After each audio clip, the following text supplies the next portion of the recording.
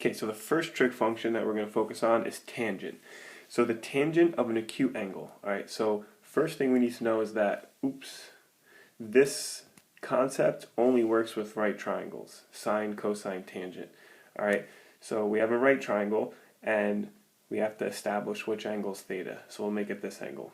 So the tangent of an acute angle, so of this angle right here. So if we name this triangle ABC, the tangent of angle A is always going to equal the opposite leg divided by the adjacent leg. So the tangent of angle A is equal to the length of CB divided by the length of AB. Alright?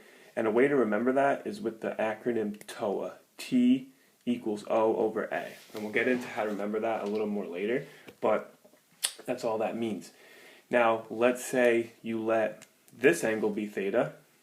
Alright? Well, now C is theta, so the tangent of C is equal to AB over CB. Alright, so that's just the definition of tangent. Now, why does this stuff work? And I haven't even showed you how to use it yet, but let's do a little thought experiment here. And if we were in class, we would do a little investigation that looked at what I'm about to go over. So why does SOHCAHTOA work? So it has to do with the fact that all triangles with the same angle measures are similar. So let's think of a 30, 60, 90 triangle. Alright, we just learned about those. Alright, so here's a 30, 60, 90 triangle. So that's 30. Now, if I were to draw a line right there, now this angle would be 60 degrees.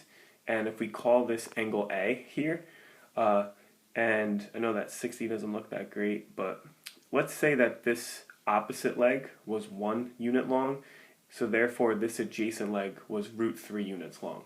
Alright, so therefore the tangent of A, or 30 degrees, is equal to 1 over √3.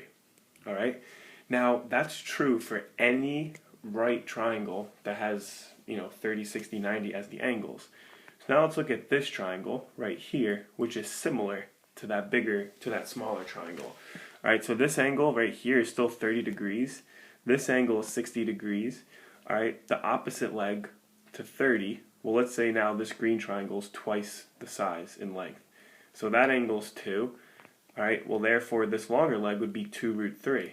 So if I was doing the tangent of 30 now with the bigger triangle, it would be 2 over 2 √3.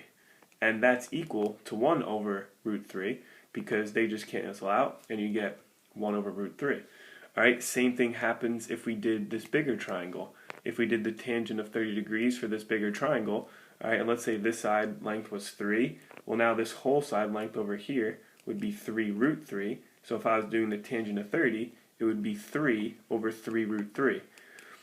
And that simplifies to 1 over √3. So since all triangles with the same angles are similar, the tangent of 30 is always equal to the same number, 1 over √3, because all triangles with 30, 60, 90 degree angles are similar.